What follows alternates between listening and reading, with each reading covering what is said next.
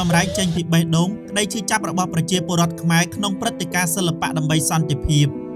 ក្នុងបរិយាកាសដ៏សែនក្តុកក្តួលនៃព្រឹត្តិការណ៍សិល្បៈដើម្បីសន្តិភាពកាលពីថ្ងៃទី23ខែធ្នូឆ្នាំ2025កន្លងទៅនេះអ្វីដែលមហាជនឃើញមិនត្រឹមតែជាផ្ទាំងទស្សនីយភាពសិល្បៈនោះទេប៉ុន្តែវាជាការបើកកកាយនៅតថភាពនៃទុក្ខសោកនិងការឈឺចាប់បំផុតរបស់ប្រជាពលរដ្ឋខ្មែរ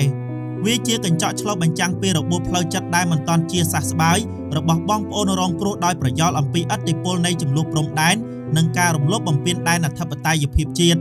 វត្តមានរបស់ស្ត្រីដែលបានបាត់បង់ស្វាមីដែលជាយុទ្ធជនការពារព្រំដែននិងកុមារតូចៗដែលត្រូវឃ្លាតឆ្ងាយពីទីជម្រកដ៏កក់ក្ដៅបានប្រែពណ៌ជាវេទិកានោះទៅជាសមុទ្រទឹកភ្នែករូបភាពកុមារកំព្រាឪពុកដែលជាសសរទ្រូងនៃគ្រួសារគឺជាសក្ខីភាពដ៏រស់រវើកនៃផលវិបាកដ៏ធ្ងន់ធ្ងរដែលបង្កឡើងដោយការប្រើប្រាស់អាវុធនិងការវាយប្រហារដោយមិនរើសមុខនៅតាមបន្ទាត់ព្រំដែន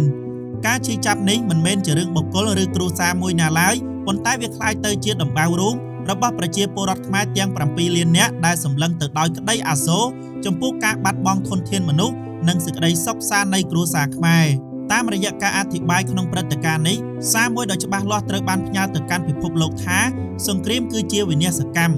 វាមិនត្រឹមតែបំផ្លិចបំផ្លាញនៅហេដ្ឋារចនាសម្ព័ន្ធប៉ុណ្ណោះទេប៉ុន្តែវាបានបំបែកបំបាក់នៅសភាវៈគ្រួសារនិងបន្សល់ទុកនៅស្លាកស្នាមឈឺចាប់ដែលមិនអាចព្យាបាលបានដោយសារពេលវេលាដ៏ខ្លីរាល់ការលះបង់របស់យុទ្ធជនម្នាក់គឺជាការរលាយរលត់នៅសេចក្តីសង្ឃឹមរបស់ភរិយានិងអនាគតដ៏ភ្លឺស្វាងរបស់កុមារស្លូតត្រង់ចំពោះមុខភាពខ្លោចផ្សានេះរាជរដ្ឋាភិបាលកម្ពុជាបានបង្ហាញនូវការបដិញ្ញាចិត្តយ៉ាងមុតមាំតាមរយៈទស្សនវិស័យដោះស្រាយជម្លោះដោយសន្តិវិធីនេះមិនមែនជាសញ្ញានៃភាពទន់ខ្សោយឡើយប៉ុន្តែវាជាវិជ្ជាជីវៈនៃការដឹកនាំប្រកបទៅដោយមេត្តាធម៌និងការទទួលខុសត្រូវខ្ពស់បំផុតដើម្បីការពារអាយុជីវិតប្រជាពលរដ្ឋនិងរក្សានូវស្ថិរភាពយូរអង្វែងសម្រាប់ប្រជាជាតិមាតុភូមិទុកសោកដែលបានបង្ហាញនៅក្នុងថ្ងៃនេះគឺជាសារដាស់តឿនដ៏មានអត្ថន័យបំផុតសម្រាប់កូនខ្មែរគ្រប់រូបសន្តិភាពដែលយើងកំពុងមានគឺការកសាងឡើងដោយការលះបង់សាច់ស្រស់ឈាមស្រស់និងទឹកភ្នែកដែលរាប់មិនអស់រួមគ្នាថែរក្សាសន្តិភាពគឺជាវិធីតែមួយគត់ដើម្បីបញ្ចប់នៅសម្រែកដ៏ឈឺចាប់និងការធានាបានថាគ្មានស្ត្រី